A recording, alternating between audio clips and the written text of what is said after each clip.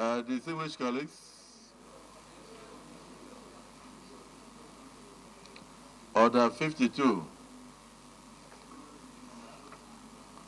of our Senate Standing Orders as amended. A senator shall not read his speech save if he is moving a motion or presenting a bill. So when a senator appears for screening, he shall not read his achievements in office. When a senator is appearing for screening, he shall not read his achievements in office. And where a senator is a principal officer of the Senate, he shall appear, take his bow, and thereafter resume his seat until such a time that he is sworn in as a minister of the Federal Republic of Nigeria. The floor is yours. Introduce yourself.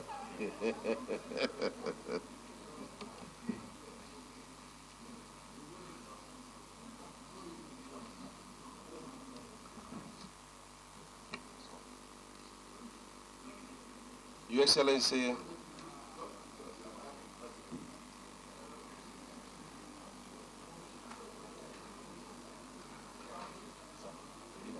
Your Excellency, Mr. Senate President, Your Excellency, Deputy Senate President, my distinguished colleagues,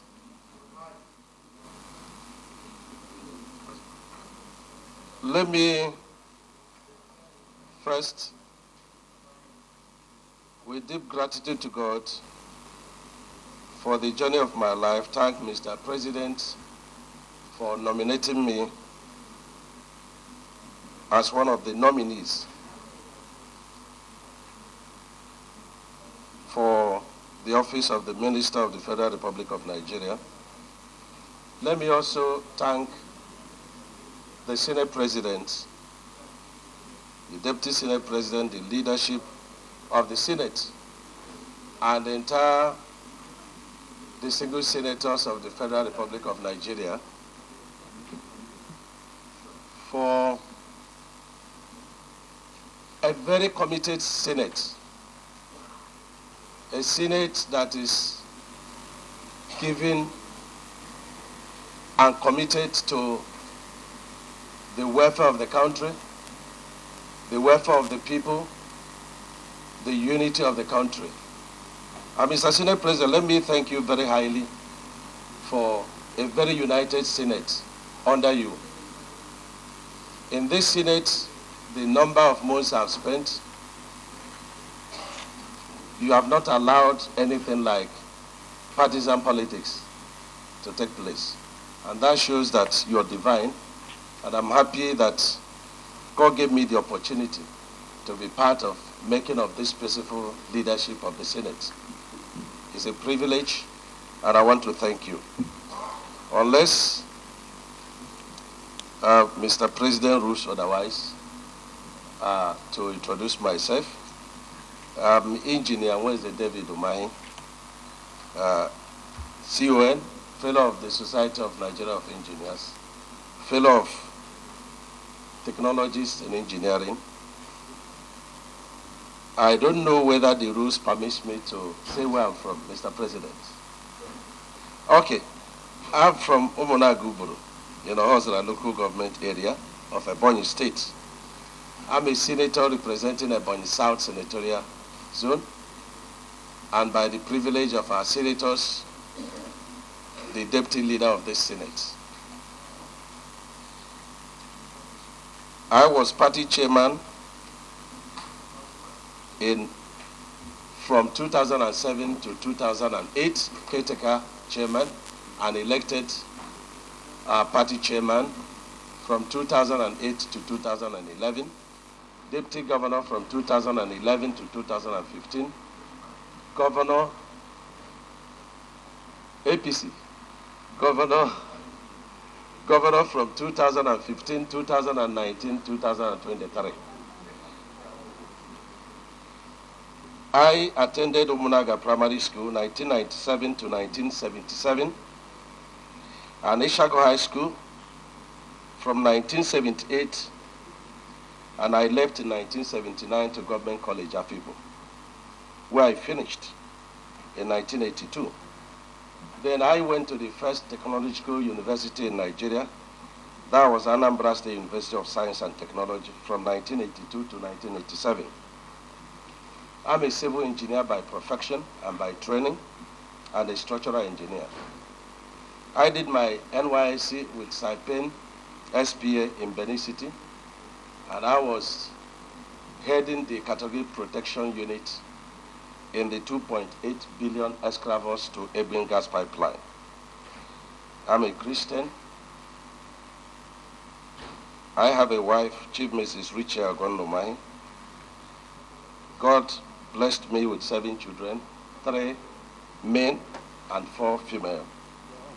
I love tennis and swimming.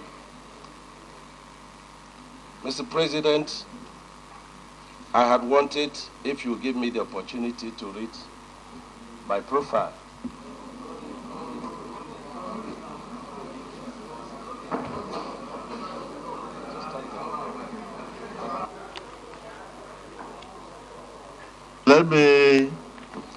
Let me thank our nominee, the distinguished Senator David Omai, for filling in the gap on his childhood from primary school to university and all that. The areas you want to take from are already before the public. If you Google Omai, you know that he was once a party chairman. He was once a deputy governor. And he was a very outstanding governor, a performing governor for 8 years. And on entry into the Senate, he was the chairman of the stability group that produced the leadership in the Senate. And of course, the Senate in turn also bestowed on him the position of deputy leader of the Senate, a position that is still holding until the day he will be sworn in by Mr. President.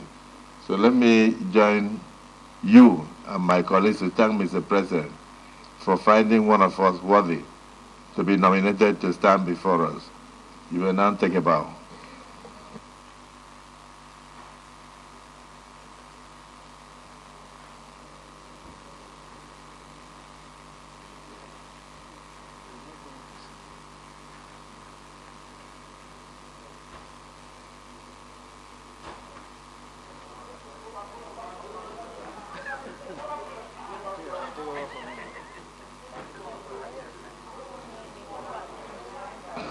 Next nominee.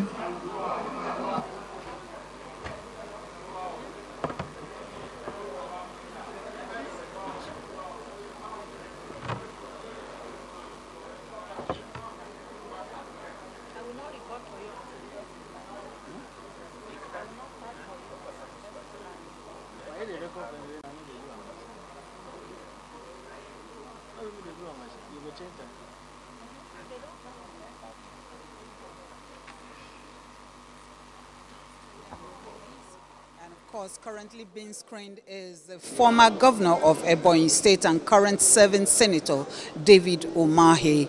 And he is the first person to be screened today. And we expect that with the number of former lawmakers there and close aides of the president, today might be another day of take a bow and leave. My name is Uju Ejeye. We will certainly bring you details of whatever is going on. And of course, the former governor of Ebonyi State and current serving senator has just finished, and he is out here. Distinguished senator, we can still call you that before honorable minister. How was your screening there? I mean, you were given an easy, the usual courtesy. Well, yeah, that's the rule of the Senate. As the rule of the Senate that says that no senator is to like read citations and so on and so forth, unless you're moving emotion. So it's there, and that's what was invoked. So I just introduced myself and asked me to take a bow. But you know that Nigerians are not too happy about this courtesy that is often extended to lawmakers. This take a bow thing, I listened to the radio and a whole lot of them were complaining. So how would you explain the that culture that doesn't go down well with Nigerians? Well, the Senate or the National Assembly is bound by their rules. And this rule is not, for this kind of screening alone. There are other issues that will not warrant the rules to be broken. And so until the rules are amended according to the desire of the public, the Senate President or the Speaker cannot do otherwise. But let me say that everyone that is coming before the National Assembly has given out his or her CV and details of achievements and what you intend to do. If you are made a minister, they are all contained there. And each and every one of us, including me, and even now, is ready to tell you about what I can bring about. Of yourself and your resume. Thank you. Good afternoon.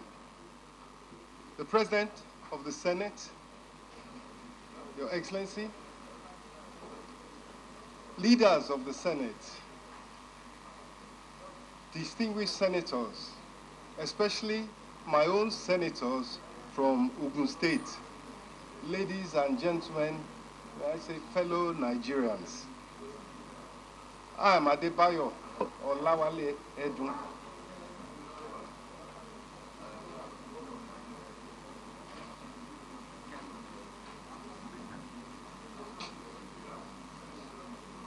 Is there? Is it there?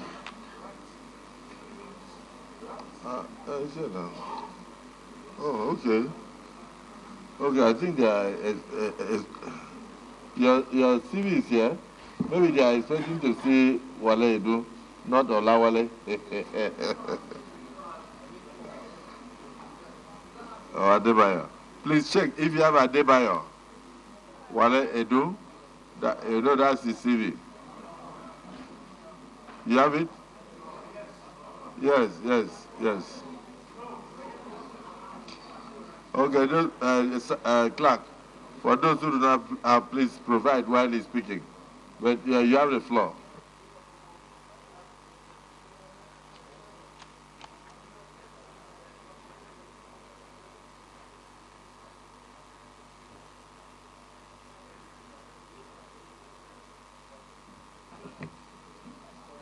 Thank you, Your Excellency. It is my great privilege to appear before you this afternoon to humbly seek your confirmation to enable me answer the call of our President, His Excellency President Bola Ahmed Tinubu, and offer my service to our beloved nation. I am from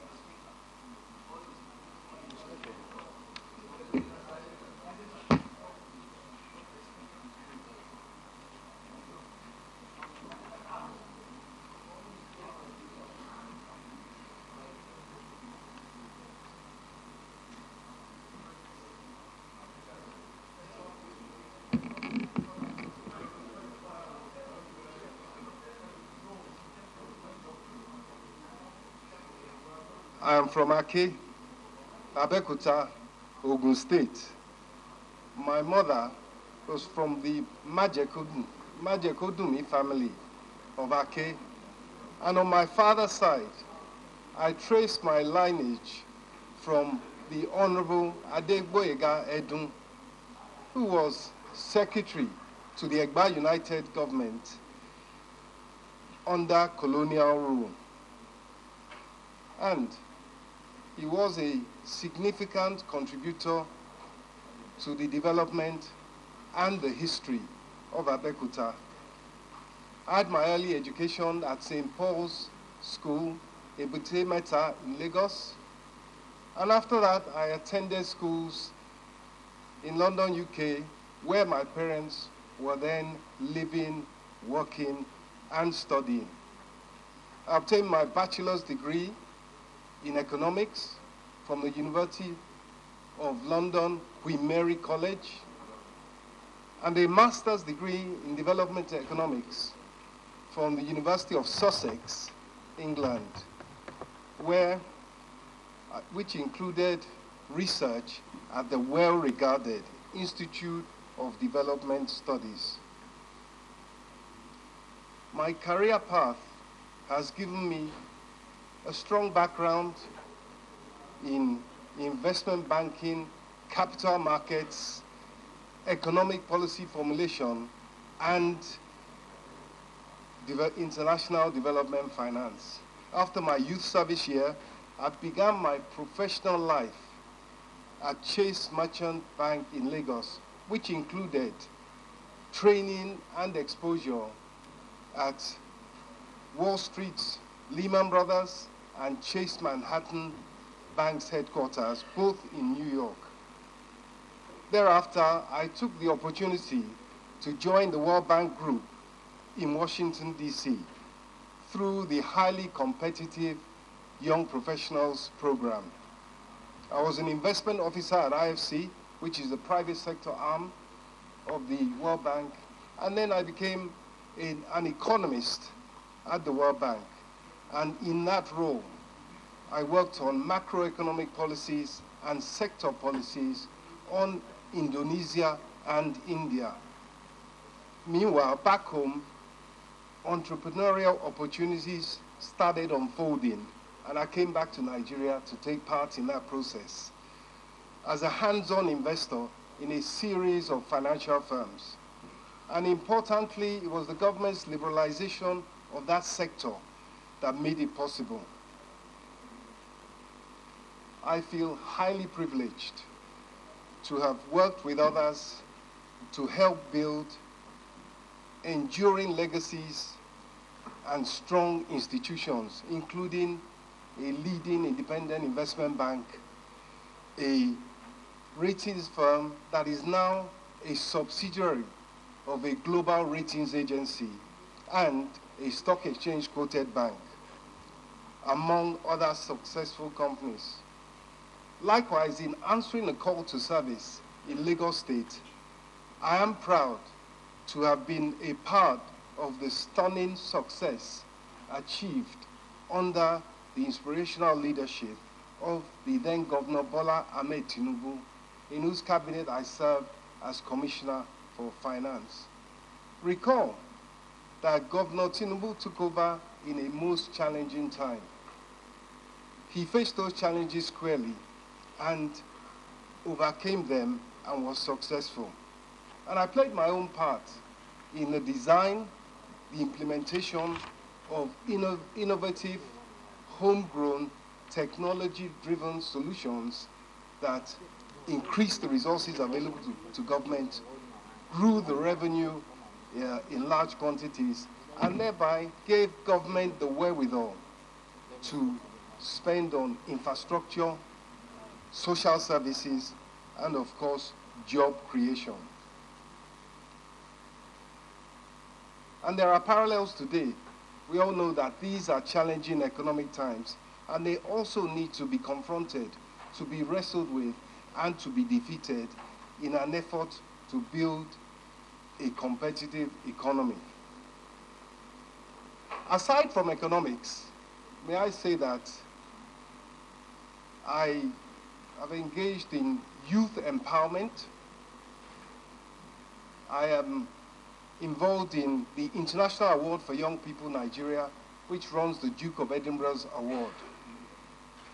And having been a national amateur boxing champion during my student days, I hope you are not too surprised at that. I've taken great interest in working with the state boxing associations in Ogun State and Lagos State to channel the energies of young people in the right direction. Your Excellency, distinguished senators, let me conclude by saying, in my view, and I'm sure in the view of so many, Nigeria is too well blessed with resources, both human and natural, not to be successful. At the outset of this new administration, I am hugely optimistic that that success will come. On a personal note, success for me would be to retain a record of competence and integrity during my service. I am Adebayo Olawale Edun, and I humbly seek your confirmation of my nomination so that I can join you in service of our great nation. Thank you. Thank you, Chief Wale Edu. Let me start from the left. Senator Warada, are you there?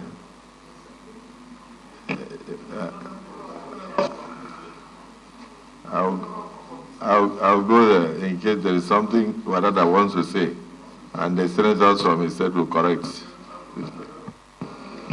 Thank you very much, Mr. President. I remain Senator Wadada Aliyu from Nasarawa State, Nasarawa West Senatorial District, distinguished colleagues. Mr. Nominee, your resume speaks for you. And of course, it is an open secret that previous governments and the present government particularly is committed to managing our foreign exchange. And simple economics that we were taught in secondary school says that the price of any commodity is determined by market forces, demand and supply. Now, what would you do differently? Here, demand and supply, for us to supply, we must have what to supply. And the real sector in Nigeria is in comatose. What would you do differently to either see to the resuscitation of the real sector so that the polity will be productive and we will have what to supply so that we earn foreign exchange and beef up our foreign reserve? Otherwise, if that will not be done within the quickest possible time, what other means would you, if you emerge or eventually become the Minister of Finance, for the market forces to be balanced so as to manage effectively the our foreign exchange? Again, what will you do differently to ensure effective link between fiscal and monetary policies for effective outcome? Because really and truly, the fiscal and monetary policies so far, where we're coming from, they haven't really been really interconnected for effectiveness of the economy. And then again, what would you do differently to ensure the shock in our balance sheet of in the balance sheet of our debt portfolio? Thank you very much, Mr. Nominee. And before I sit down, as an elder polo player to me, I say eyes on the ball.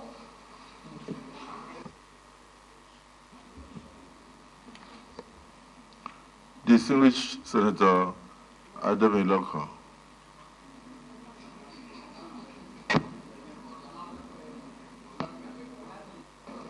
Thank you, Mr. President, sitting as the chair. Very distinguished colleague. I quite agree with my colleague who fired the first salvo to ask questions. And because of the pedigree of the man standing before us this afternoon, who has been involved in so many achievements that Lagos as a state has recorded thus far, I strongly believe coming to the center stage is another great opportunity to showcase what is capable of doing in trying in assisting the current economic woes of our great country, Nigeria. Mr. President, before us is Mr. Adebayo Olawale Edun, who, according to his submission, which everybody have listened to, is from Ogun State, Ake precisely, the Ogun Central, and a senator representing Ogun State. And on behalf of the three of us, we are presenting to you a man who is not only committed, but who is dedicated to his job, and who has proven this over the years. Currently, is working with the present government as special advisor on monetary policies. And within the shortest time of assumption of this administration, the major economic reforms that have been proposed thus far, which we believe in the long term will yield the desired fruit which we all as a Nigeria are expecting. I strongly believe that this man will do all within his capacity to assist this present government to turn around the fortune of this country from the economic angle. And we in Ogun State strongly believe that this is one of our best. And we are presenting to this Senate that we're in total support of his nomination and further confirmation by this Senate. And we seek the understanding of our colleagues to please join to support Mr. Adebayo Olawale Edun as a minister of the Federal Republic of Nigeria. I so submit, distinguished colleague. Thank you.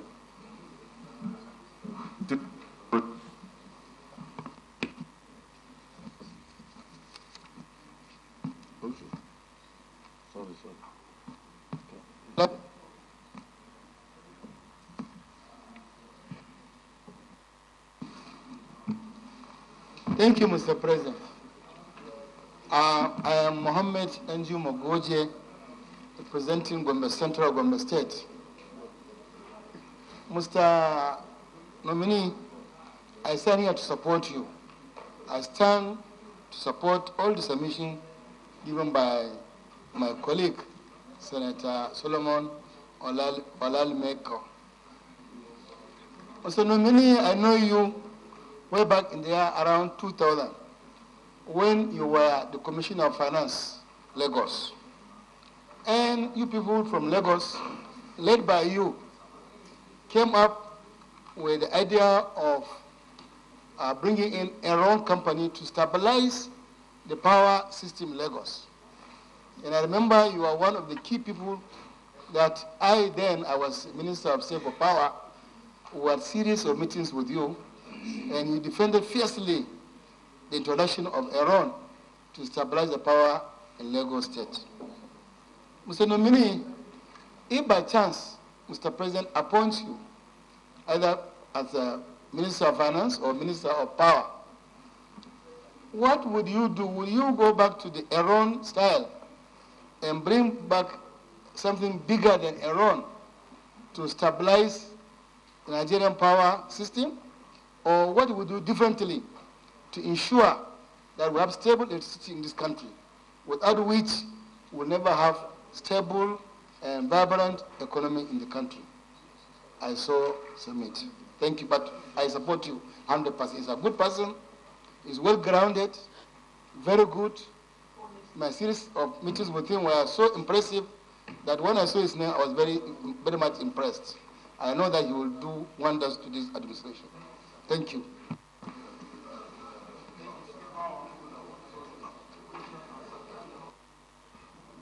The OGD.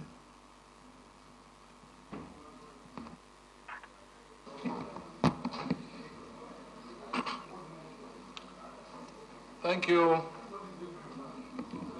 our Senate President, very distinguished senators. I am Otumba Engineer Benga Daniel, representing Ogun East Senatorial District. Let me start by saying that in Mr.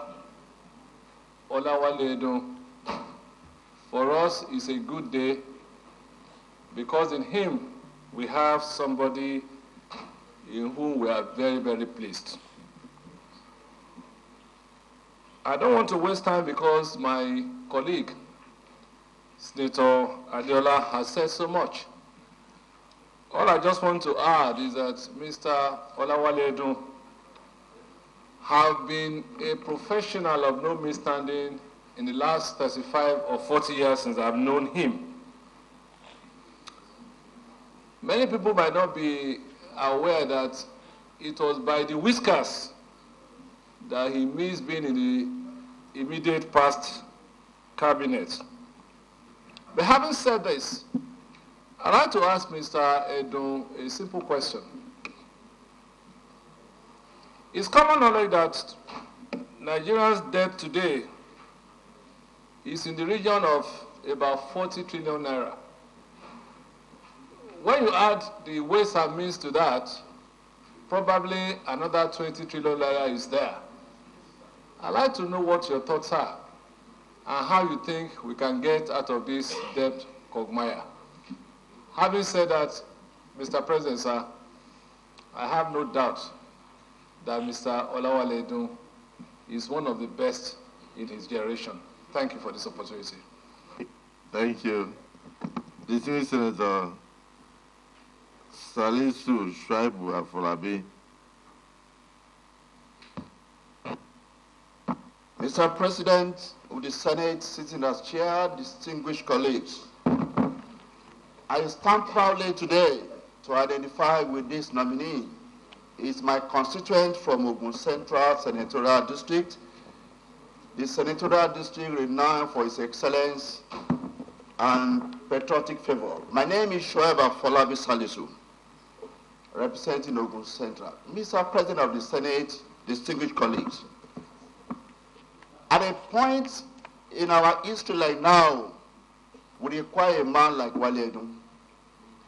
If some of you were aware of the transformation of Lagos from a state that was making a paltry sum of 600 million naira internally generated revenue in 1999 to billions of naira in the first term of Bola Tinubu as governor, and today is in tens of billions of naira. If you are looking for the man who made that happen, you have the privilege of seeing him here today. Is Wale Edun. This man deployed technology to connect all the 38 tax stations in Lagos State, ensuring that the revenues of Lagos were being monitored as they happened. He blocked all the leakages. He streamlined the procurement process, ensuring that the resources of Lagos were utilized. It was when he was Commissioner for Finance that the funds of Lagos State were seized by the then federal government. It was through his ingenuity that Lagos survived that onslaught and will remain afloat among the committee of state. If you are looking for the man that managed Lagos State economy and it became the 5th largest economy in Africa and certainly the biggest in Nigeria, this is a man with an uncommon combination of public service finance, public service experience. He worked in World Bank, he worked in Chase Merchant Bank, and he has also led a number of other initiatives. Ordinarily, I should join my other 2 senators from Ogun State to plead that you should take a bow, but for 2 reasons, we will ask him questions. It will be a disservice for a man of his experience and expertise, a man that will require the support of the Senate now and then, to come here and not build the confidence in you, because the reforms of this administration, particularly in the economic space, will require the support of the Senate. And the Senate must have the confidence that the man they are entrusting that responsibility to is capable of doing so. Therefore, he is from Ogun State. When you have a good product, you are not afraid of that product being subjected to interrogation. So we will ask him questions. The second reason we will ask him question is this. This man is most likely, there's no price for guessing, is most likely going to be in charge of our finance and economy. Just yesterday, the president himself addressed the nation. This man that's going to be the anchor man will also have this platform to address the nation. So, Mr. Waledu, I'm proud of you from Ogun Central, from Ogun State. You have a pedigree that we are proud of, both your family and you as a person. What my colleagues would like to know, in summary, how would the renewed hope agenda of Mr. President translate to prosperity for our country and enhancement of welfare, well-being, and wellness of the ordinary citizen? Not just in terms of the growth in the GDP or some statistics of reduction in inflationary rate or reduction in MPC rate. You have done it before. In few words, just get that assurance, build that confidence. You are capable of doing it. Distinguished colleagues, after you have answered this question, I plead with you. Give him the honor, give him the privilege, treat him decently, and let him take a bow. Thank you.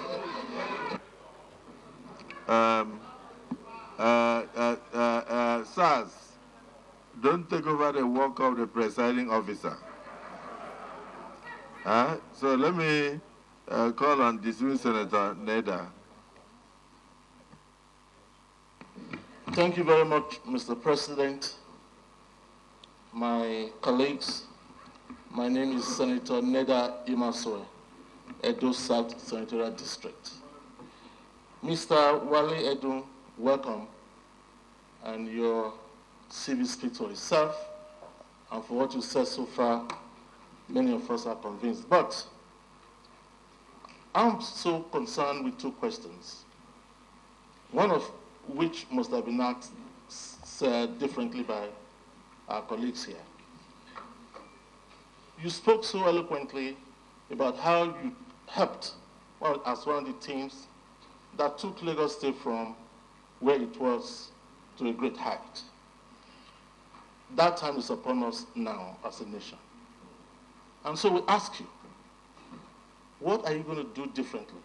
What will you do now, given our economic depression today, to help Mr. President to revive our economy again, given the fall free of our naira, given the fact that the ordinary Nigerians can't even afford 3 square meals? 2, corruption is so endemic in our society. And one of the bastions, one of the agencies that fights corruption, that ought to fight corruption, is the Office of the Auditor General for the Federation.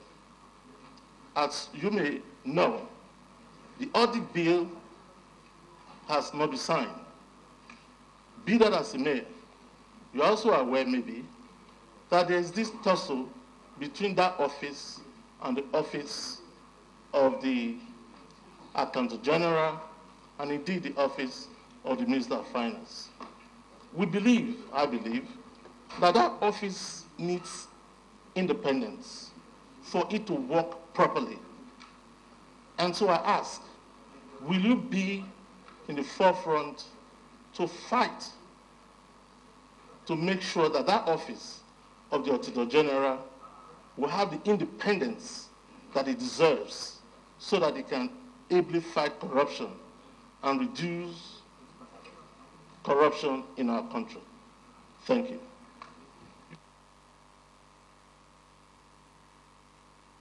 Please, let's try and ask just questions so that We can stop. Distinguished Senator Abiru.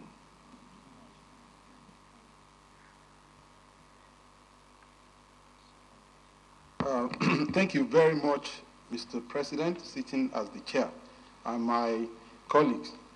In fact, I'm highly elated for this opportunity because I must confess, the nominee before us is somebody that I know very well.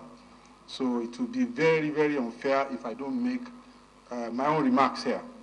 And at the same time, I probably will also be sharing, I'll be asking him to share some thoughts with us. Number one, let me acknowledge that, number one, he was my senior in banking, so people like us grew up in banking to know him.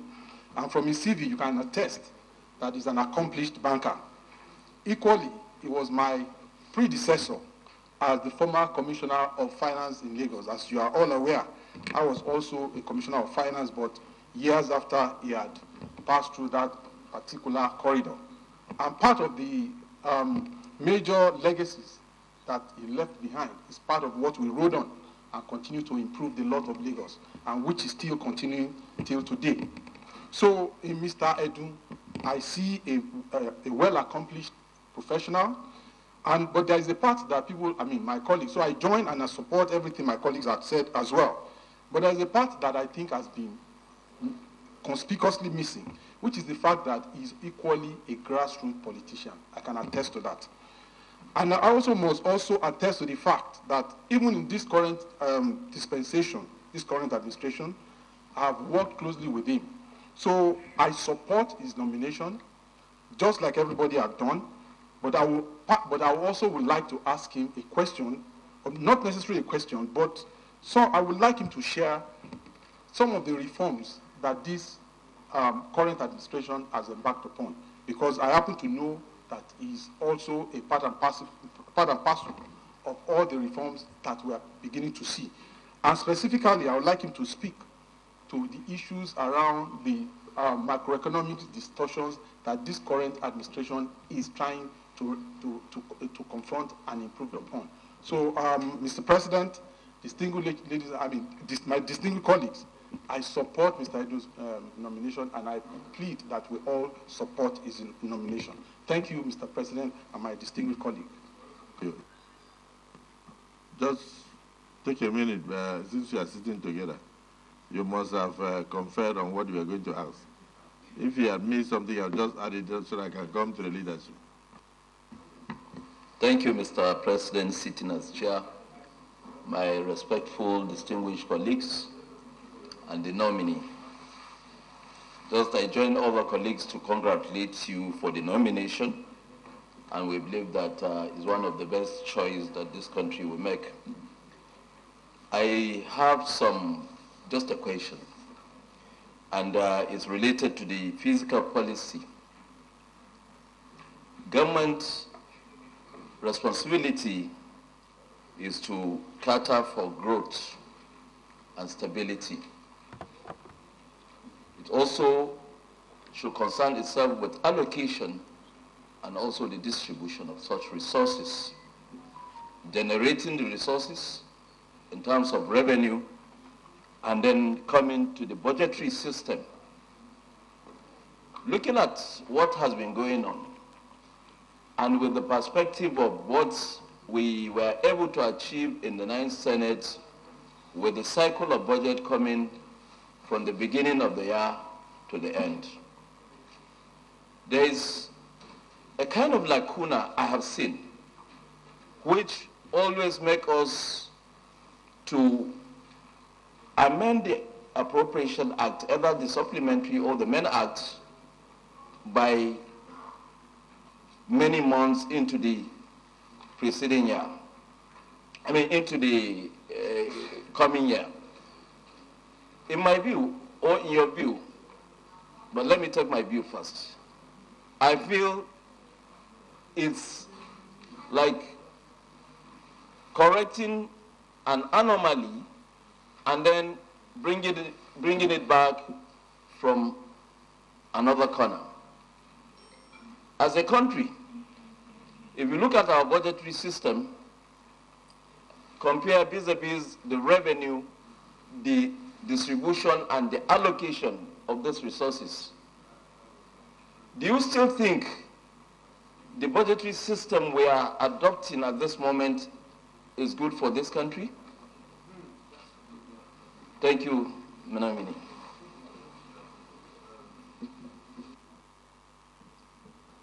The Deputy Senate President.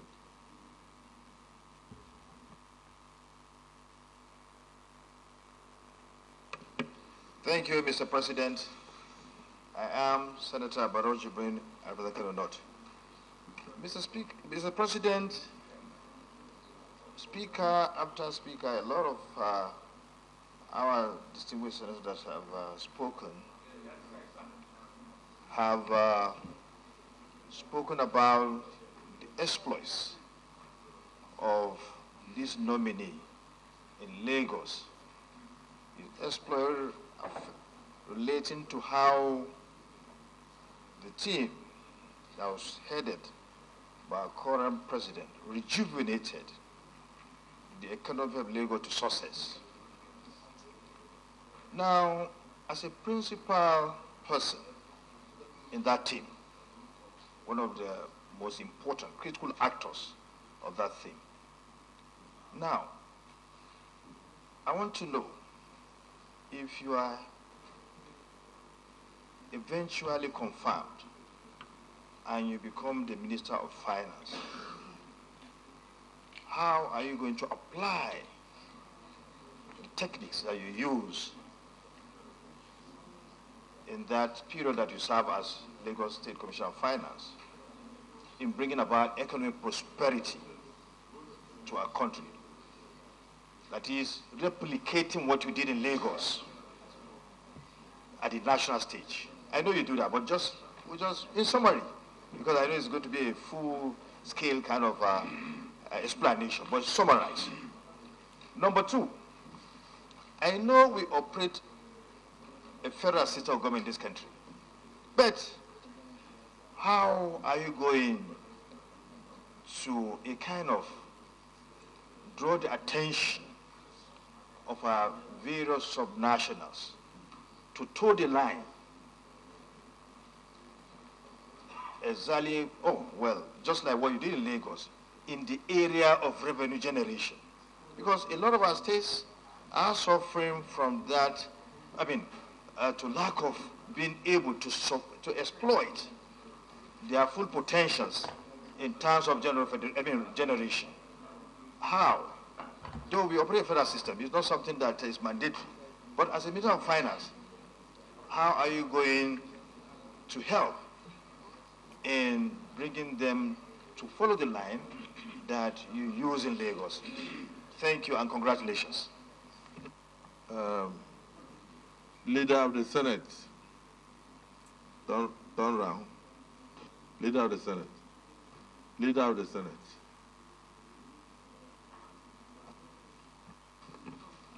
Mr. President, distinguished colleagues, I come under Order 8 sub 3 to move for an extension of time to enable this Senate conclude on all the items on our order paper for today.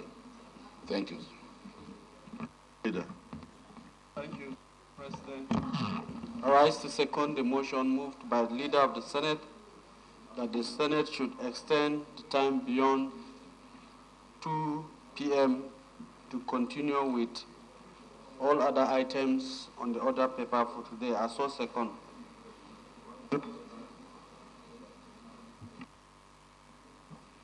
Distinguished colleagues, the motion has been moved and seconded that the Senate do extend the time of sitting beyond 2 p.m. to enable us to conclude the business of the day. Those who are in support of this extension say aye, and those against say nay. The ayes have it. The nominee, most of the people speaking, I can say 90% are saying the same thing, that they are very qualified and they are pouring accolades. I wanted to hear those who have negative things. I have not heard. Okay, so in the absence of any negative thing, I would like you to proceed answers, which if you listen very well, you'll notice that all the questions dovetail into one. How are you going to do what you did in Lagos here so that Nigeria can benefit from you? But mine, I want you to also add, what is your opinion about separating the office of the Accountant General of the Federation and that of Accountant General of federal government? Because you have the consolidated revenue post. Money goes in there for the entirety of the federation, right? Then you also have the federal government accounts. So when we go to FAC, federal government gets its own share. So the federal government should have Accountant General of federal government of Nigeria, who will take care of the percentage that goes to the federal government of Nigeria. Then the entirety of the money that will go into the federation, the consolidated revenue account of the federation, to be shared to the federal government, the states, and local governments. Are we thought that should also be managed by the Accountant General of the federation? But right now, only one Accountant General for both the federal government of Nigeria and the Accountant General of the federation. So there are times that we are now, sometimes the federal government tends to spend money that really should have been spent by the three-tier of governments. And so the result is that it's almost like a unitary expenditure framework. So what will be your view if you are given the portfolio of Minister of Finance? Will you want to have that kind of separation? Because these allo chambers will be very glad to help you in minutes. Your Excellency, the President of the Senate, distinguished senators, first of all, let me thank so many of the senators that have spoken today for their kind words regarding my own acceptability and suitability. It places a heavy burden of responsibility, but it is a responsibility I will not shirk. It's a challenge I will not back down from. And it's, if given the opportunity, I will do my best to ensure that it is not wasted. Your Excellency, I would like to start where you ended. And I think consistency is very important. In the days when I was in public service at the sub-national level, I did, under our president, then governor of Lagos, advocate that there should be a separation between the Accountant General of the Federation and the Accountant General of the federal government. I would like to reserve the right to review and reaffirm that the situation still remains what it was then, which led to that position being taken. However, I will say this. When we see the kind of difficulty that leads to reconciliation upon reconciliation and disagreement between the fiscal division of resources between the federals and the state, definitely there is need for more resources to ensure that the financial relationship between the federal and states and local governments is kept up to date and constitutional. Having said that, may I now go back to what was a plethora of questions regarding the economy. I do not want to take your time, your distinguished senators. Senator Abiru, my very good friend, had indicated that it would be useful to say where we are in terms of economic reform, given that Mr. President has been in office for 2 months, and in that period, I think you will agree with me, he has done a lot. But let me first of all summarize. Much has been said about what happened in Lagos regarding its economic and financial turnaround. In sum, there were 4 things. First of all, there was a commitment to technology. Technology was unsparingly and ruthlessly and robustly used to help increase revenue generation by blocking loopholes and increasing efficiency. Secondly, and in the same way, there was total computerizations of the operations of government. In effect, that was civil service reform by another name. Thirdly, there was reliance on the private sector and private investment to drive the economy. And fourth, there was efficient use of the financial markets. Lagos was put in a position financially in terms of its records where he could access the domestic financial markets for long-term financing. That, in a nutshell, what was done in Lagos, and clearly much of it is repeatable at the federal level. As regards the state of the economy, let us remember where we have come from. In 1990, the wealth, the income per capita, the GDP per capita of Nigeria was higher than that of China as recently as 1990. Today, Chinese per capita income is $13,000 nearly. Nigeria's is just over $2,000. So you can see the gap that has opened up. And the reason why was that production growth was stalled by insecurity, by inflation, and by wasteful government expenditure to a large extent. However, in the last 2 months, there really has been a turnaround in the Nigerian economy, which is room for tremendous optimism. The senator from Ogun, Otumba Benga Daniel, talks about debt. When you look at what has happened with revenue, it is like having a bucket with a hole in it and pouring water in it. The minute you block the hole, the revenue piles up. I'm sure your state governors will tell you that their fiscal situation has turned around, and same with the federal government. It's not quite a question of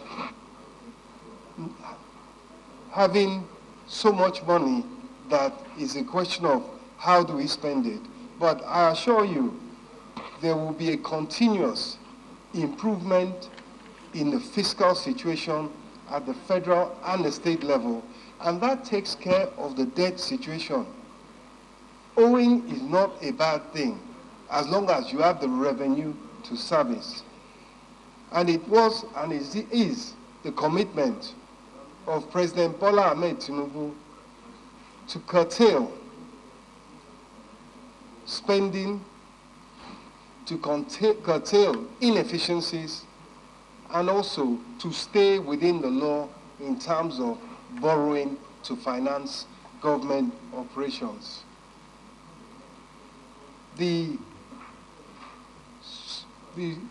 subsidy removal and the exchange rate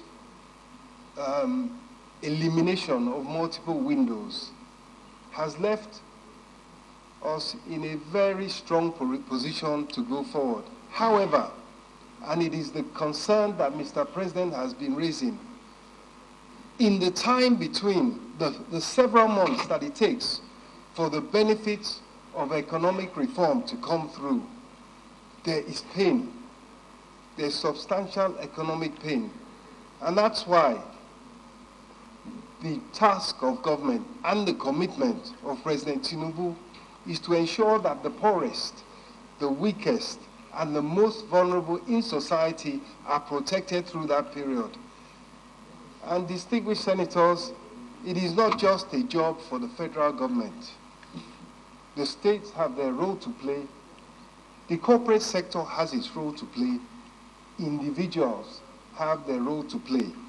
The economy has been turned around and put on a positive path by the bold and courageous monetary and fiscal measures of President Bola Ahmed Tinubu.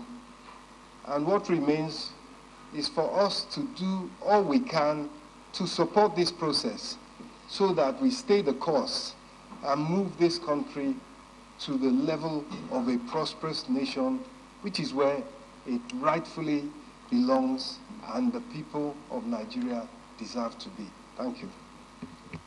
That we unanimously, our nominee, you see that everybody is waiting to ask questions, and so many hands are up, but we can't allow you to answer all the questions in one day, because after your confirmation, if by the Senate, we may need to invite you back so that we can have maybe closed session.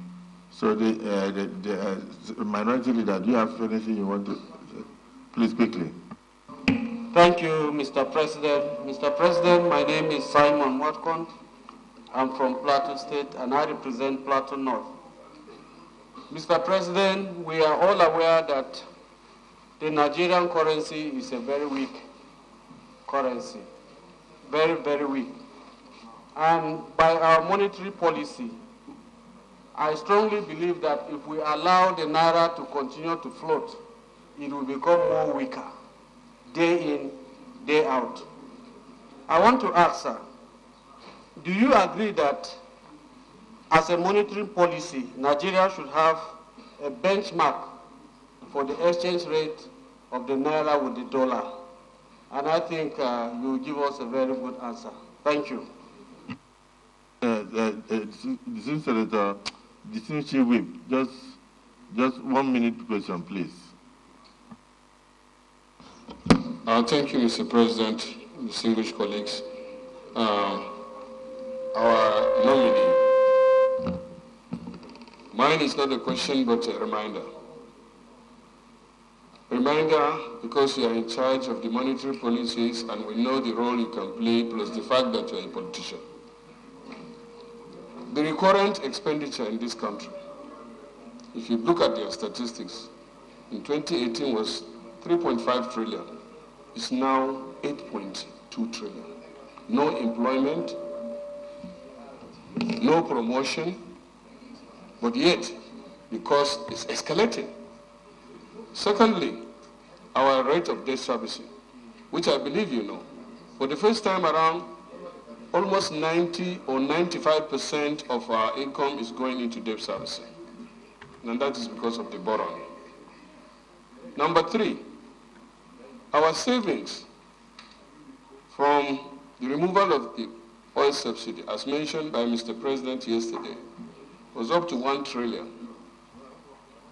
And my confusion is, we are saving 1 trillion, and we here approved borrowing of $800 million, and also approved a supplementary budget of 500 billion for the palliatives.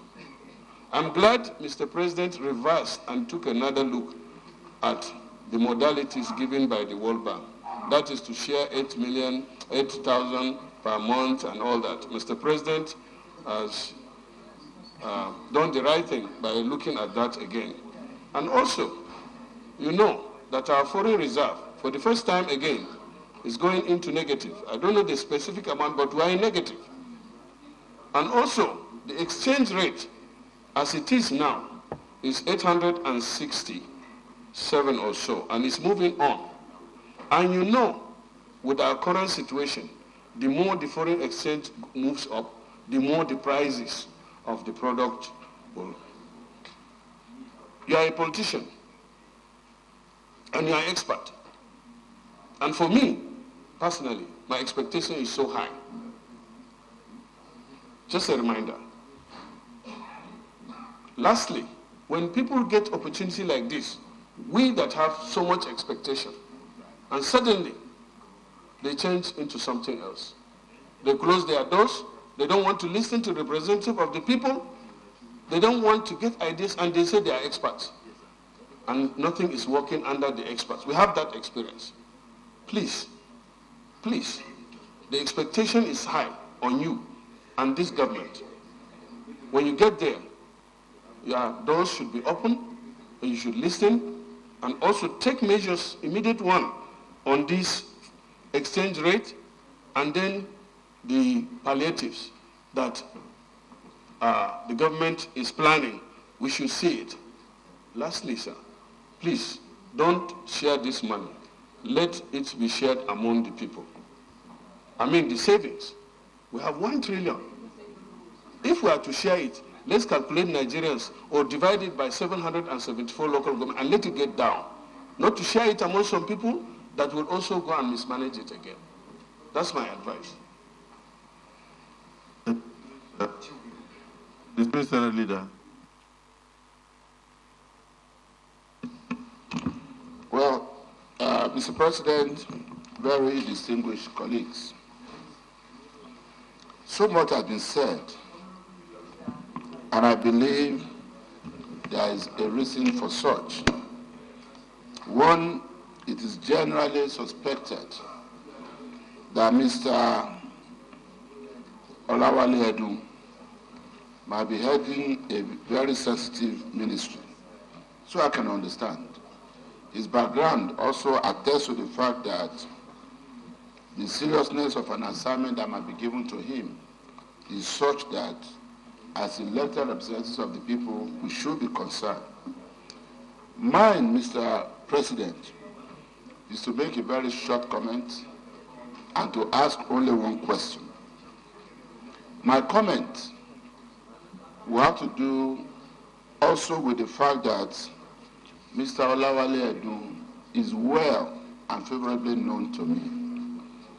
I was also privileged to have served in the same cabinet with him under His Excellency Asiwaju Bola Ahmed Tinubu as governor of Lagos State, where I was privileged to have served the government and people of Lagos State for 11.5 years under 2 governors.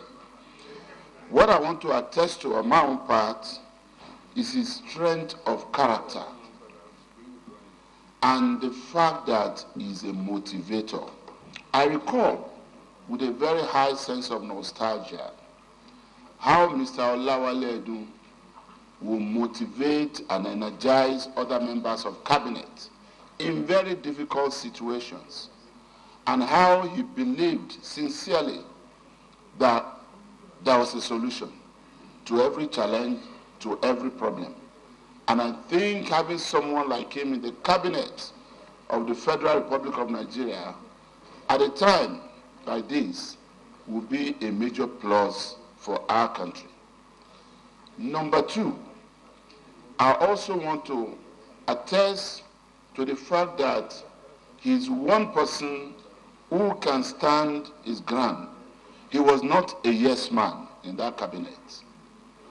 And he was somebody who saw his service in public service only as a temporary thing.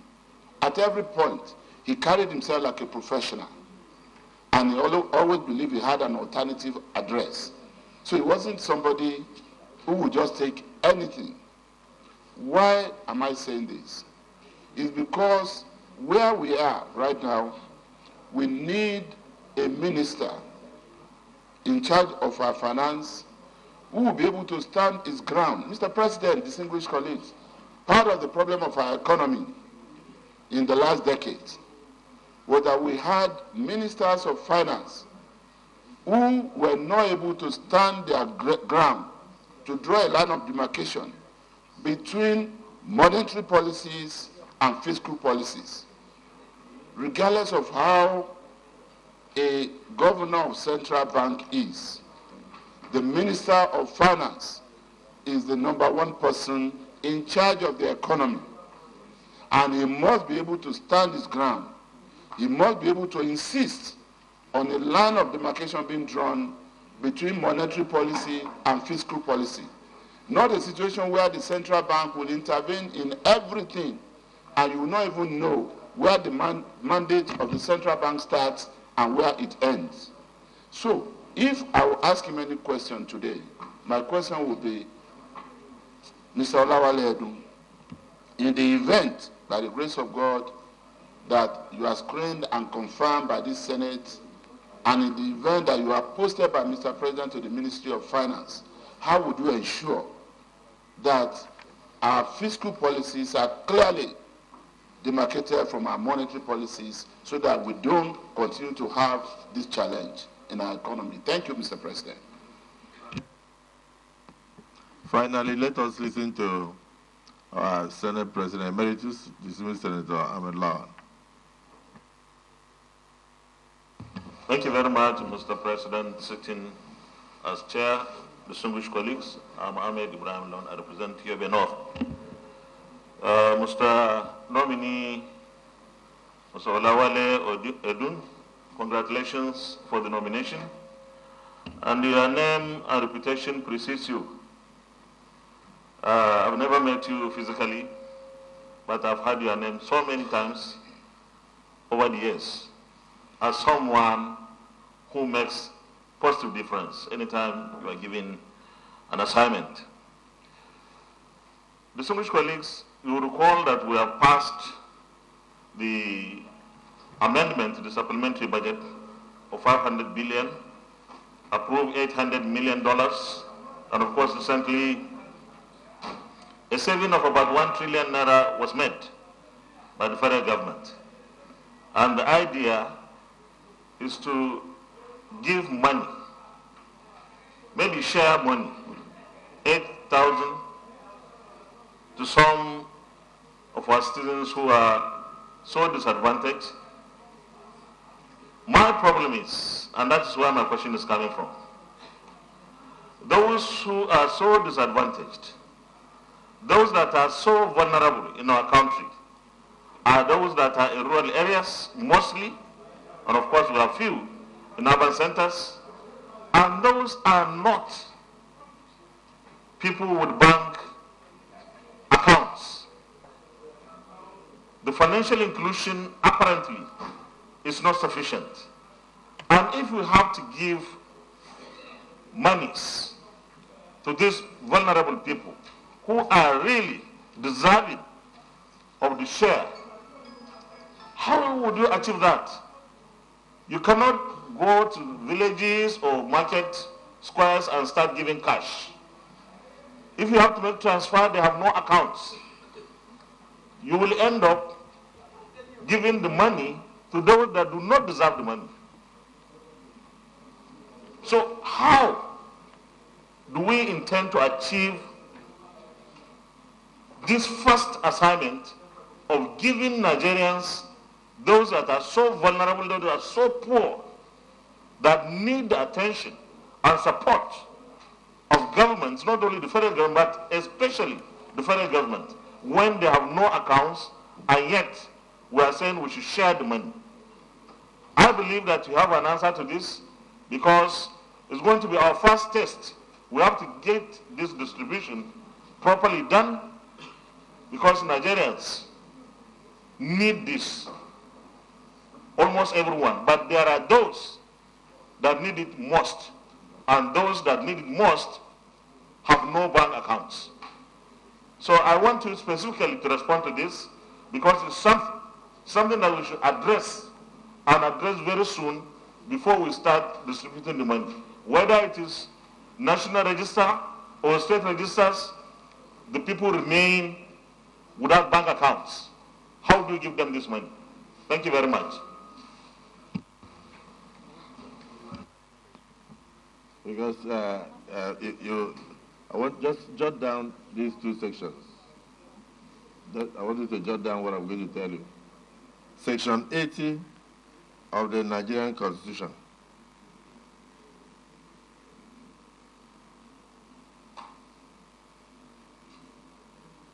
Section 83 says, no monies shall be withdrawn from any public fund of the Federation other than the Consolidated Revenue Fund of the Federation, unless the issue of those monies has been authorized by an act of the National Assembly.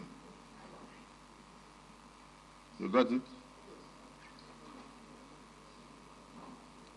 Section 80 sub 4 says, no money shall be withdrawn from the Consolidated Revenue Fund or any other public fund of the Federation, except in the manner prescribed by the National Assembly. You got it?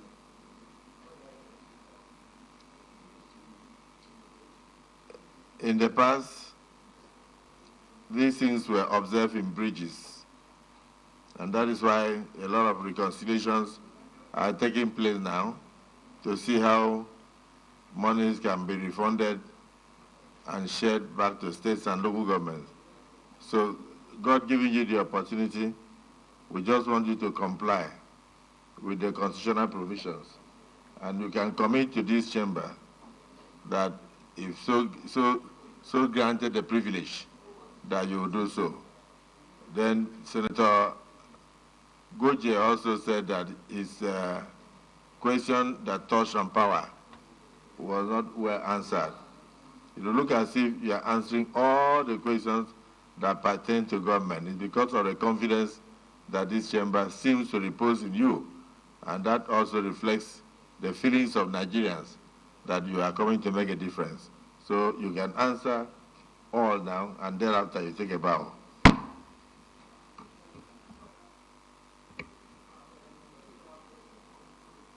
Your Excellency, distinguished senators, thank you very much. Senator Goje beat me to it. I was noting that that question on power was one that I had not addressed. And my response is this: there has been liberalization of the electricity sector, and it's done in order to allow investment in all aspects of the value chain.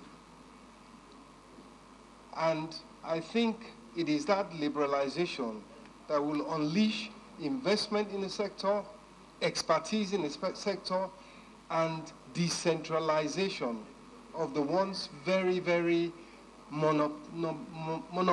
monolithic, I would say, the once very monolithic power sector. So His Excellency beat me to it, but I was going to come back and reply you that we should look to the new dispensation in the electricity sector to bring the solutions that we seek. May I try and maybe respect a protocol by moving to the question of His Excellency, the former President of the Senate, who talked very, very emotionally, I might even say, about this issue of giving direct payments to poor people. Distinguished Senator, India would achieve what we are trying to achieve and what is giving us so much difficulty in a jiffy. A digital identity for virtually every man, woman, and child in India is what they have achieved, is what is recommended for us. It is what the telecoms companies that have visited Mr. President have promised to assist him with. Senator Abiru had mentioned that I am a member of the party right from the grassroots and have been so for decades. On that basis, I am loath to talk about the $800 million $800 million World Bank loan. It has proved so unpopular, has been spoken of in such derogatory terms that I think is not something that I would like to bring up or comment on at this stage, other than to say it's probably important to find a way not to throw the baby out with the bathwater. And Senator Lawan, I know that the provision and the conditions surrounding that financing by the World Bank is that every recipient should have a biometric verification. Otherwise, they would not be eligible for that funding. So it's a catch-22. Clearly, there's a register that does have biometric validation to an extent. But as you say, sir, we need to do more to reach people outside of the formal financial system, and that, I'm sure, is a goal of this government. On the 500 billion naira supplementary budget, I think that is an appropriated sum. It was an appropriated sum, and therefore it was part of the current budget.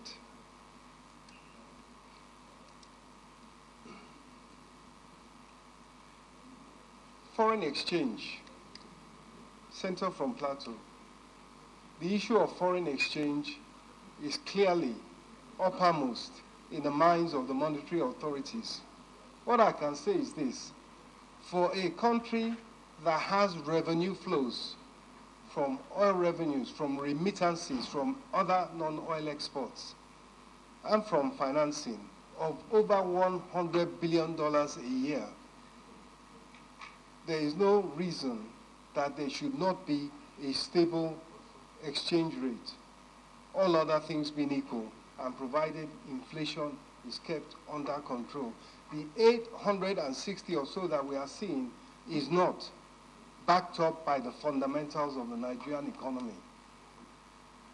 The rate, when you move aside speculation and the fact that there was there is, as a result of the foreign exchange management practices of the past, the inefficiencies and the corruption involved, has meant that there is an overhang.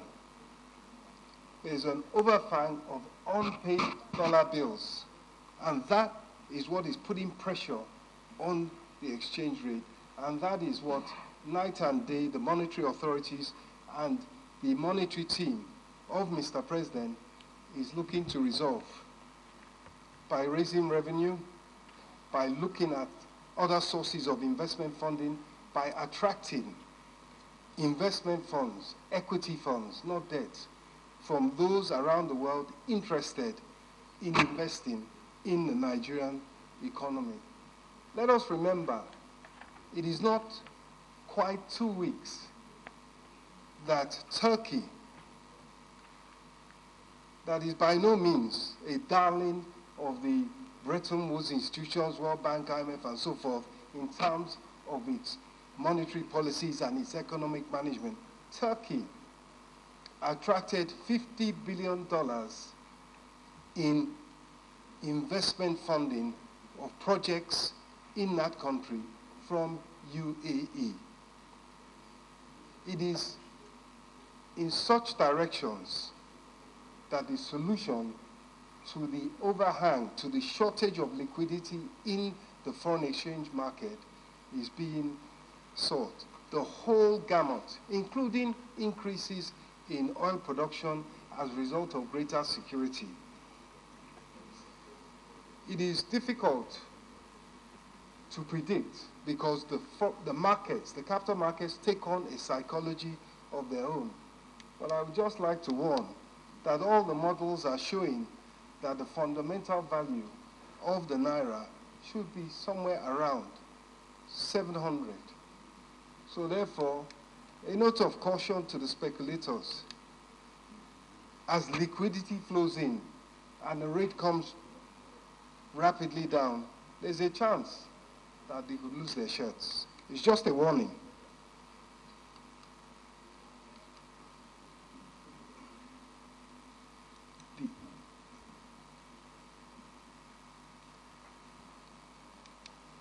Your Excellency, you did raise the issue of the Consolidated Revenue Fund.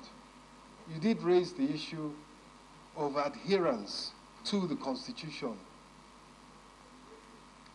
His Excellency, President Bola Ahmed Tinubu, is a Democrat. He is someone that believes in federalism. He believes in true fiscal federalism. He believes in the rule of law.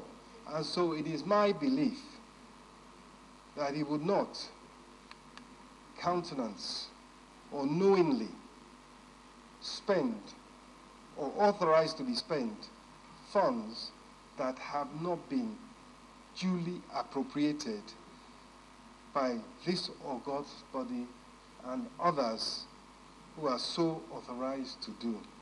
Thank you.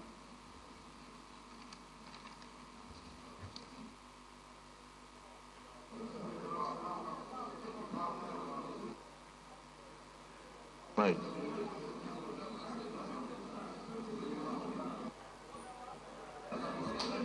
I can imagine that you can't wait to go. Think about. Thank you. On the other side, thank you for the elucidation on a lot of issues. The Senate leader.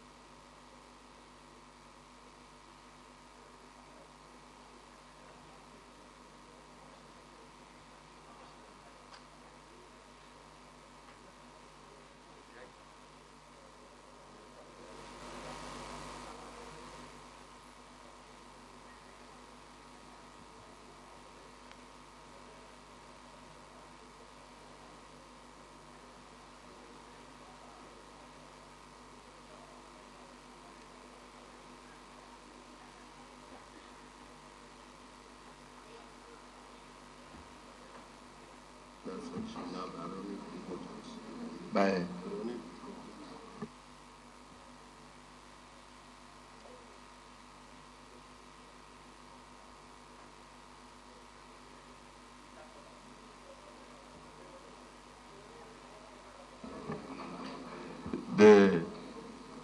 The nominee before us is well known to all of us. So, Your Excellency, you are welcome. You may wish to add a few, just a kind of summarized version of your resume. and then thereafter take questions from the distinguished senators. The floor is yours. Your Excellency, Senate President, Senator Godswill Akpabio, distinguished senators of the Federal Republic of Nigeria, my name is Nasir Ahmad Erufai. I am standing before you as a result of being nominated to be a minister of the government of the Federation. I was born about 63 years ago in Daudawa, a village in Katsina State, and I attended primary school in Daudawa and Kawo, Kaduna. Then went to Barewa College between 1972 and 1976. Completed the West African School Certificate and went to Ahmadu Bello University, where I graduated in 1980 with a degree in quantity surveying. 2 years later, I went back to school to get a master's in business administration from the same university, Ahmadu Bello University, Zaria. And a year later, completed a postgraduate diploma in computer science. Subsequently, in years ahead, I got a law degree from the University of London and NLB from University of London, a master's in public administration from Harvard University Kennedy School of Government. I started my business as a consulting quantity surveyor in 1981 after completing my youth service in Ogun State, and I served in Abeokuta with a company called George Wimpy Nigeria Limited, then building the Oyan River Dam. I worked for a few months, the construction company building the ABU Teaching Hospital before establishing the quantity surveying consulting firm, Erufai and Partners. The firm still exists. It's one of the largest quantity surveying firms in the country. It's being run by my partners. I left the firm since 1998 when I was asked by General Abdul Salam Abubakar to be one of his policy advisors after the death of General Sani Abacha. During the handover to President-elect Obasanjo, the President-elect promised me that he would want to invite me to work with him when he takes over, and he did. I was appointed the Director General of the Bureau of Public Enterprises, where I was tasked to kickstart the federal government privatization program, which had been suspended since 1993. During that period, for the next 4 years from 1999, I was in charge of the program. And it was during this period that we privatized most of the banks, commercial banks, cement, sugar companies, vehicle assembly plants. And we also designed and steered the reforms in key sectors like telecommunications, which turned out to be quite successful.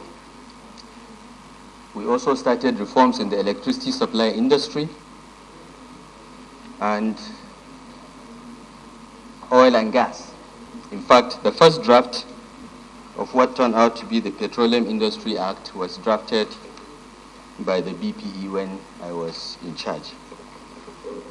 Some of the distinguished senators here were either in the House of Representatives or in the executive branch, like distinguished Senator Goje, who was Minister of State for Power. We all worked together to steer these reforms ahead.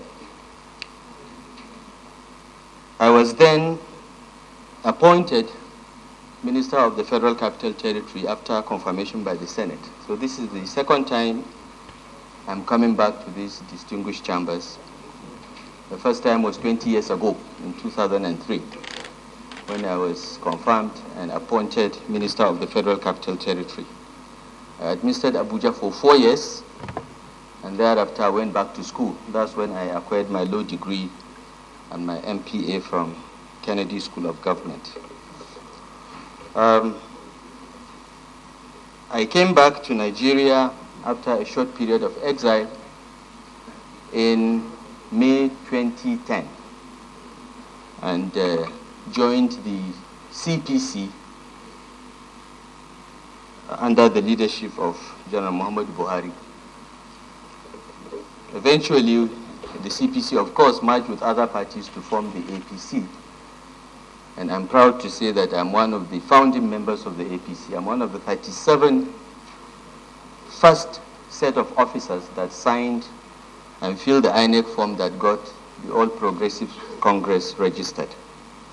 And I've remained a member since then.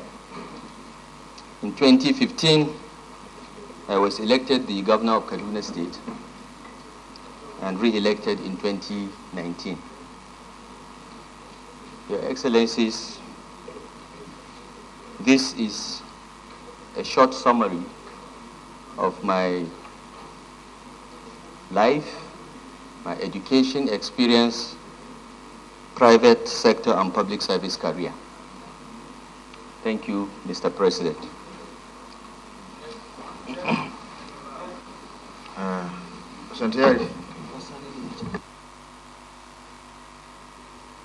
Senator Ayari.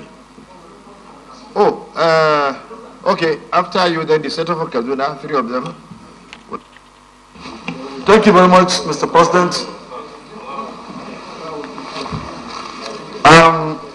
Abdulaziz Abubakar Ayari, I represent good people of Zamfara West.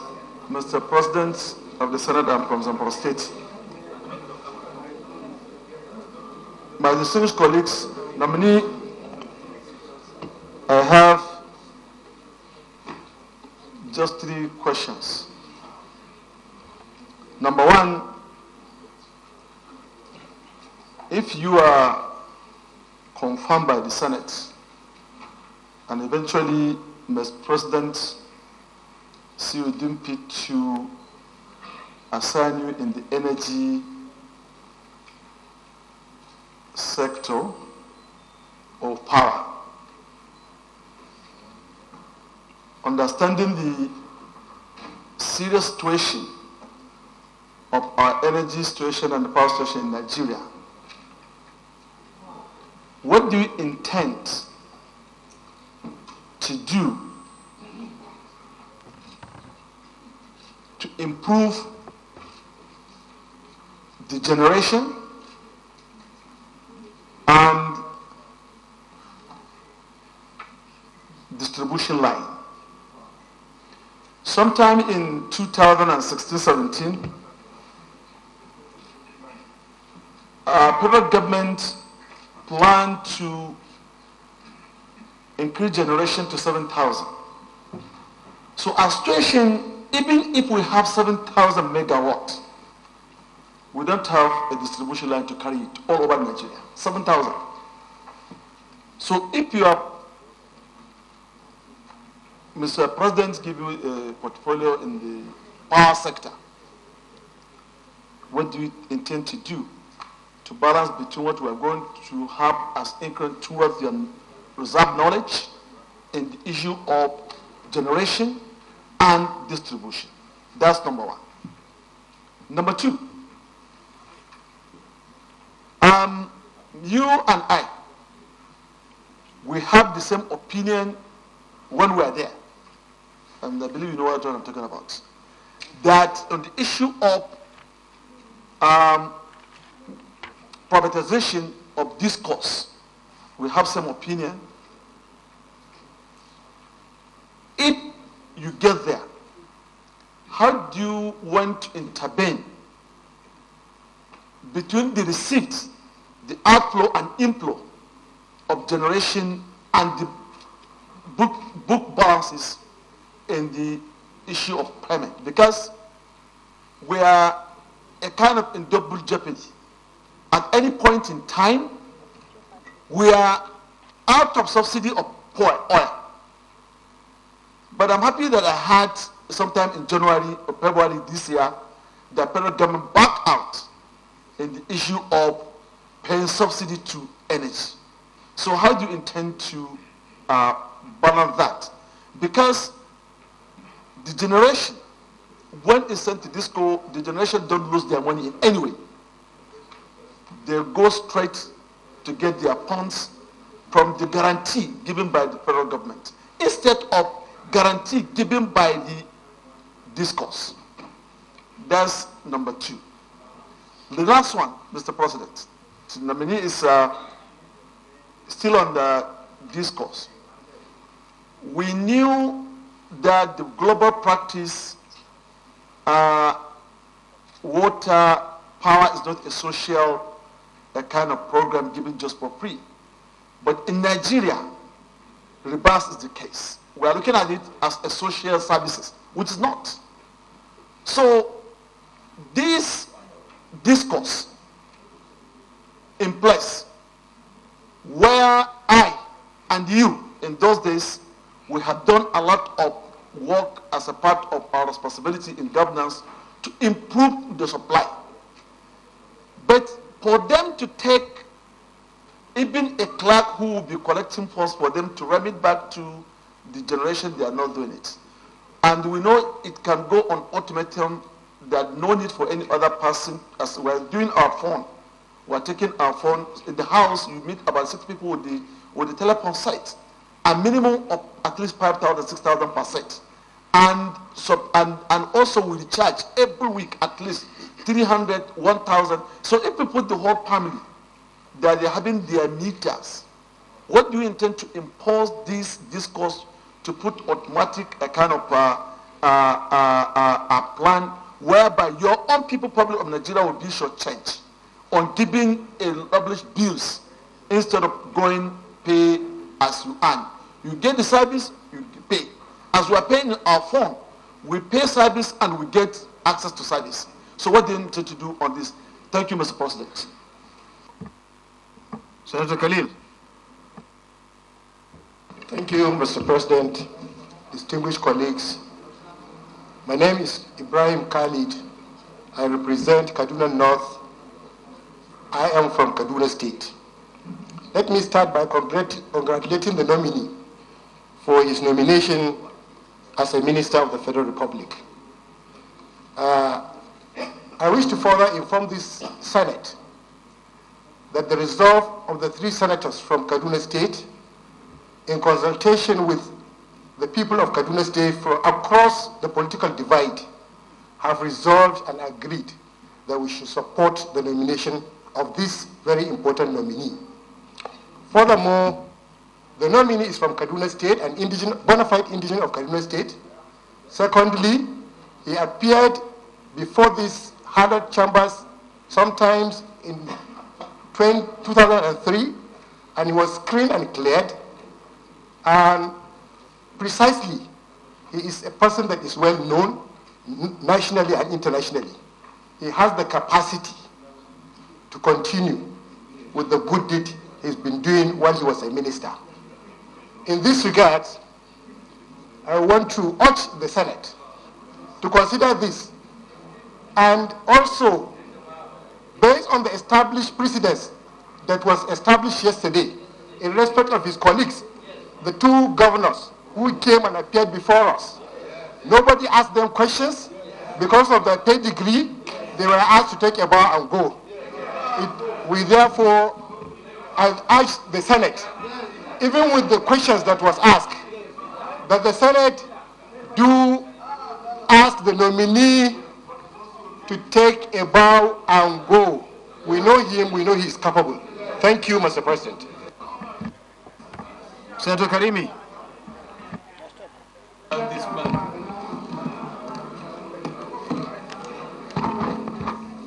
Thank you, Mr. President. My name is Karimi Sunday. I represent Kogi West. My Excellency, Governor Nasir El-Rufai,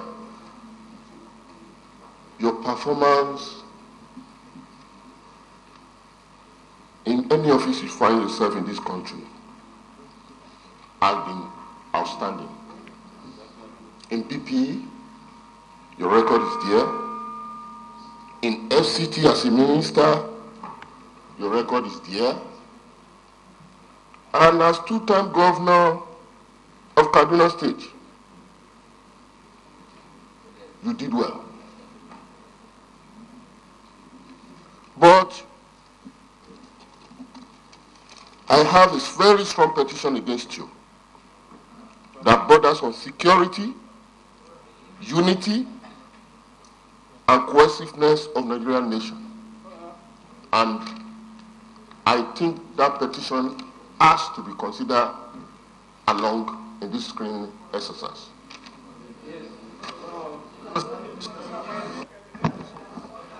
Senator Musa. Thank you, Mr. President, sitting as chair. My distinguished colleagues, my name is Mohammed Sani Musa, representing Niger East Senatorial District. Everybody here will attest to the credibility of the nominee when it comes to performance in every assignment he has undertaken for this country. And he is not different from any other one that have also performed in other places. There were two governors that have been here for screening, and there was a precedent, and that precedent as a convention in chambers like this must be sustained.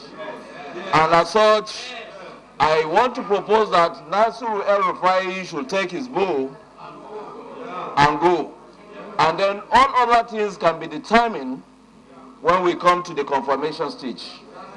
Thank you, Mr. President.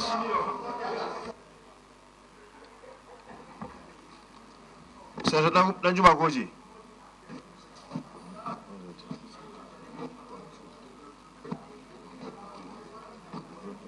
Okay. Thank you, Mr. President. As said by previous speakers, Nasir El-Rufai is well known to all of us, Nigerians, and in fact to international community. And as agreed by all of us, he has done very well in all the offices occupied, from DG BPE to FCT Minister and two-time Governor of Kaduna State. I had a question before, but given the precedent set by this Senate yesterday regarding the two other governors who were asked to take a bow and go, I want to join my colleagues to insist and to request that he should take a bow and go. Take a side. Yeah? Take a bow.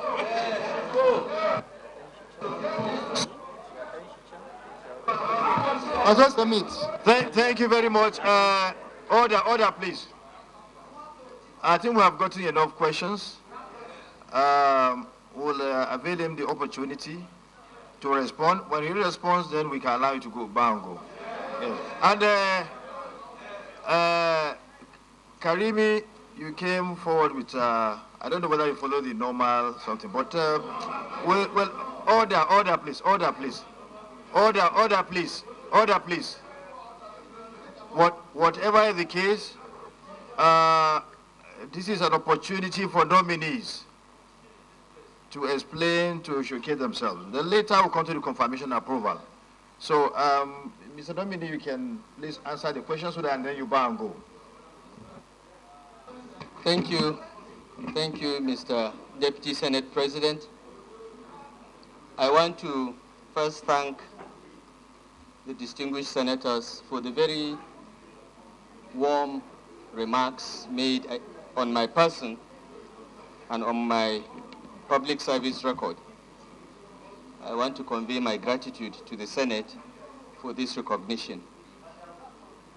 My brother, the distinguished senator from Zamfara State, and our former chairman of the Governors Forum asked 3 questions, all centered around the electricity supply industry. I will take them together because they are all connected. My brother asked about how do we ramp up generation and distribution.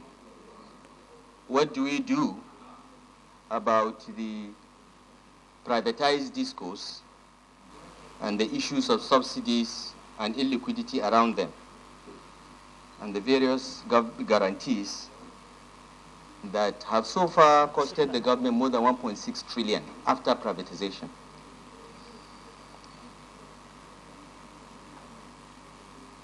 Your Excellencies, the electricity supply situation in Nigeria has defied every government for 60 years. It has defied every president. President Asiwaju Bola Ahmed Tinubu is committed to ensuring that Nigeria has stable and reliable electricity supply. Because without electricity, industrialization is a pipe dream. Without electricity, even agriculture today is not a viable proposition. So he's committed to that, and he has asked me to work with him to address these problems. And I will do my best to do so. Your Excellencies, right now Nigeria has about 13,000 megawatts of installed generation capacity, but we hardly do more than 4,000 or 5,000 megawatts. So to improve generation, the first order of business is to look at what is constraining the full production of electricity from these 13,000 megawatts. Why do we have 13,000 installed and only 4,000 or 5,000 being produced? Many of the generation stations cannot produce because of poor supply of gas. 80% of our generation is from gas, and the balance is hydro. The gas-fired stations often don't have supply of gas. There are power stations that have been completed 2 or 3 years ago, and they have produced nothing because there is no gas supply. So that's another thing that must be addressed. We must ensure that gas and power are together under one roof for this issue of gas supply, which has persisted for over 20 years, to be resolved. But Your Excellency, even if we are able to generate 13,000 megawatts today, our transmission infrastructure can only do 5,000, maybe 6,000 at best. So the second major constraint to electricity supply in Nigeria is the transmission infrastructure. We need to close the loop in our transmission system so that the 13 system collapses we had in 2022 are not repeated again in our history. And this can be done. There is money to expand the transmission infrastructure. We just need to organize ourselves, remove politics from transmission procurement, and focus on improving our transmission infrastructure. The third problem is distribution. In 2013, we privatized our distribution companies, 11 of them, 60% to the private sector, 40% to be held by government. The idea is that the 40% is supposed to be listed on the stock exchange so that every Nigerian will be a shareholder in these companies. But that has not happened. 10 years after privatization, the government is still, in one way or the other, subsidizing electricity. As I said, the last time we checked, it was about 1.6 trillion in the privatized environment. This is unsustainable and unacceptable.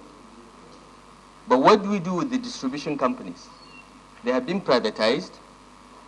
About 5 or 6 of them are under receivership because those that bought the companies borrowed from banks and have not been paying the banks. So the banks have taken over 5 or 6 of them.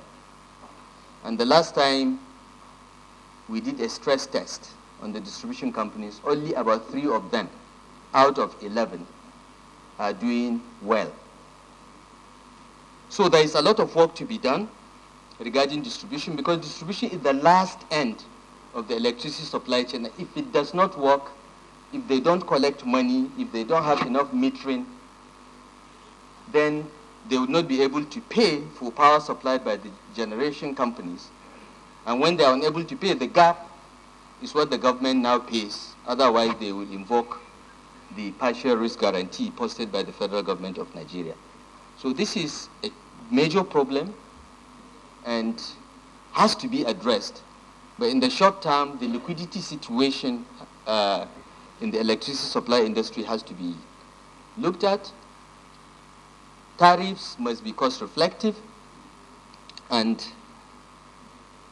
even the ownership of these distribution companies may have to change, because right now the banks own about 6 of them. They control 60% of the shares, and banks are not good at running companies. They are good at taking out whatever they need to recover their loan. So we intend, if given the opportunity, to sit and work out a system in which perhaps we'll be able to attract fresh capital, fresh new investors with technical and financial capacity into the distribution chain so that it can be expanded.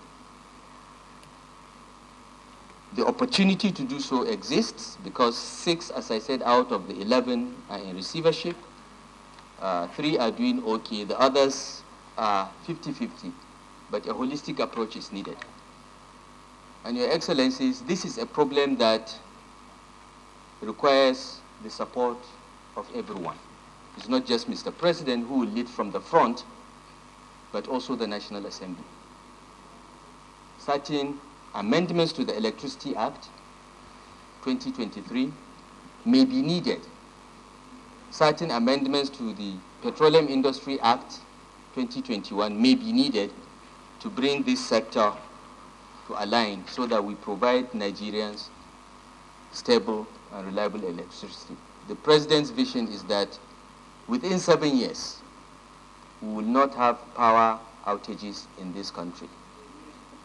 The President is saddened by the fact that countries like Benin Republic, Cameroon, Niger, our neighbors that are smaller countries, have reliable electricity. You don't see power cuts in these countries yet.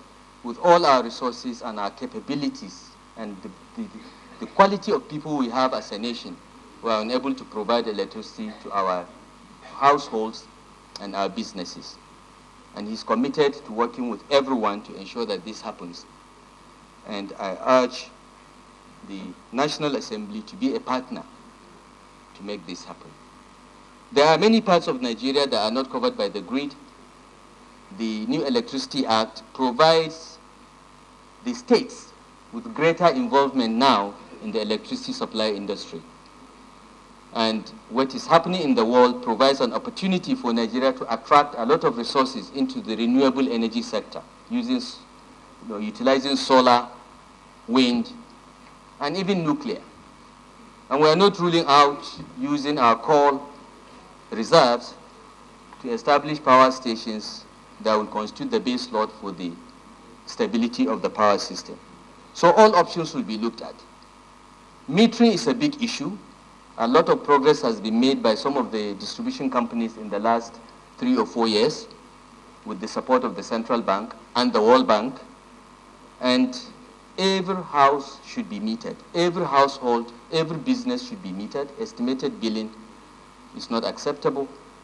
But in addition, Your Excellencies, distinguished senators, Nigeria must take a hard stance against those that steal electricity, those that get electricity by diverting cables and not paying. We must take a hardline stance if this sector is to work. A lot of advocacy is necessary because, as the distinguished senator correctly pointed out, people believe that water and electricity should be free. They are social services. They are not. They cost money to produce. The least you can do is to pay back for the cost of production. And if you're handing it to the private sector, the private sector needs a return on its investment over and above the cost of production. This was the intention of the Electric Power Sector Reform Act of 2005, which this National Assembly enacted, and it is continued in the Electric Power Sector Reform Act of 2023. I hope, Your Excellency, I have responded to all your questions. Distinguished Senate President, I would like to say one or two words before I leave. The distinguished senator from Kogi talked about a petition against me.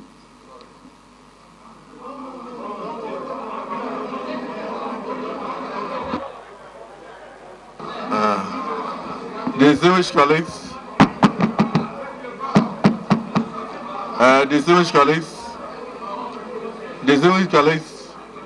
perhaps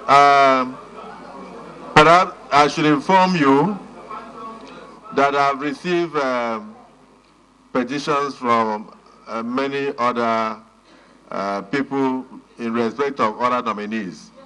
But this is not where we are to deal with petitions. Our job here is to screen. And then, of course, we can refer petitions to where petitions will be dealt with.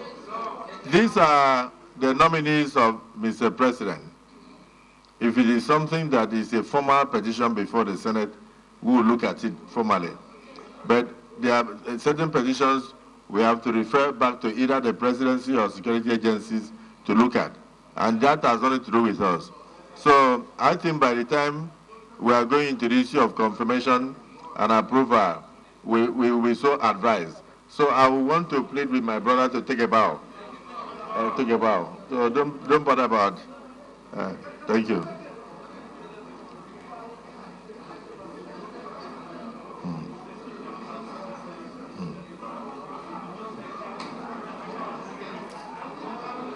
Okay, thank you, sir. Thank you. Thank you.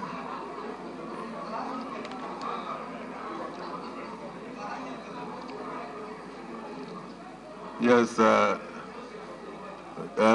Mr. Kumar, next person. Distinguished colleagues,